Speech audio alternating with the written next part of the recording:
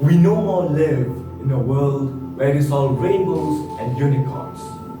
We have never lived that way. Ever since the beginning of humanity, there has been a game of prey-predator, not for food, but for power. Power has become a prominent aspect of society and mankind as a whole, and has started eating everyone's minds. This game of power has become a nightmare to those new to it, and this is where the 48 Laws of Power plays its role. A very good day, everyone. I am Sharvendran from SMK, Sultan ISMAIL.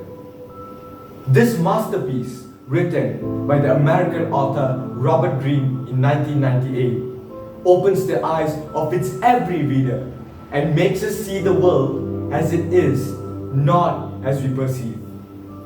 According to the author, the 48 Laws of Power is a kind of handbook on the arts of interaction.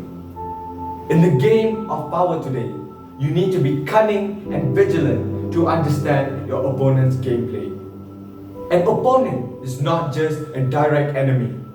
He can be a friend, master, student, or anyone else that is in your mind. To be a man seen by many, you have to excel in this game of power, as everything is earned, not given. The 48 Laws of Power is one of the most impactful books ever written by man in the past few centuries, as it is the complete manual on how to win the psychological game with anyone. There are two ways to this book, as it can be used offensively and defensively. If you were to attack with the knowledge gained from this book, you have to use a lot of brain power and time to achieve something very minimal. Whereas, if you were to defend yourself from outside threats, you just have to be alert and knock them off. I have used the treasure behind this minimalistic cover on the defensive note on many occasions, and has made me stand where I am today. The 48 Laws of Power has been written in a very beautiful and humbling way that keeps the readers hooked into digging deeper to this rabbit hole of human psychology. Although it is thought-provoking, it sets a tranquil tone to understand how the world works. Besides that, Robert Greene starts every law or chapter with a historical event that sets a basis to what the law is about. I would like to share a story on the first law, which is do not outshine the master. In the 17th century, King Louis XIV ruled France and called himself the Sun King.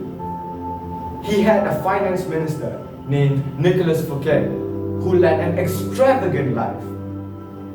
Fouquet thought that he would be the prime minister's successor, but after the prime minister died, the king abolished that position.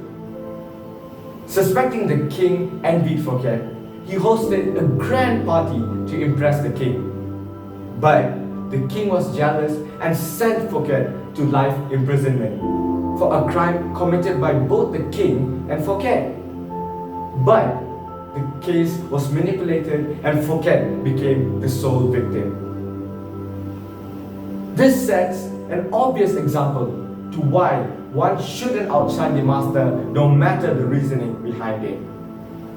A master is someone who takes pride in showing what he is capable of, and outshining him is a severe mistake as it makes him feel threatened and insecure. Similarly, every law tells a story that which makes us realize the mistakes we do every day without realizing them.